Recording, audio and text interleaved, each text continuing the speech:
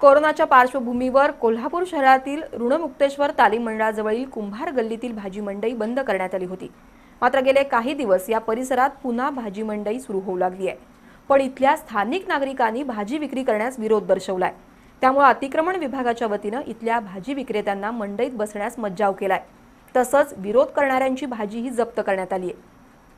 कोरोनामुळे कोल्हापुरातील ऋणमुक्तेश्वर तालीम मंडळाजवळील भाजी मंडई बंद करण्यात आली होती।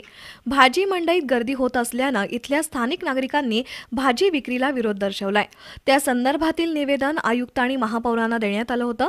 काही भाजी विक्रेते या मंडईतच भाजी विक्री करण्याचा आग्रह धरत ठाण मांडून बसतायत। आज महापालिकेच्या अतिक्रमण विभागानं या ठिकाणी कारवाई केली। अतिक्रमण विभाग प्रमुख पंडित पोवार, मार्केट निरीक्षक राजेंद्र पाटील यांच्या मार्गदर्शनाखाली ही कारवाई करण्यात आली। गर्दीमुळे कोरोनाचा प्रादुर्भाव वाढण्याची शक्यता असल्याने तात्पुरत्या स्वरूपात पंचगंगा नदीजवळच व्यापाऱ्यांनी भाजी विक्री करावी असं पंडित पोवार यांनी सांगितलं। काही भाजी विक्रेत्यांनी ठाण मांडल्याने त्यांचं साहित्य जप्त करण्यात आलं। या कारवाईसाठी स्थानिक नागरिक पिंटू संगपाळ, स्वरा फाउंडेशनचे प्रमोद माजगावकर, प्रमोद तवटे यांचं सहकार्य लाभलं।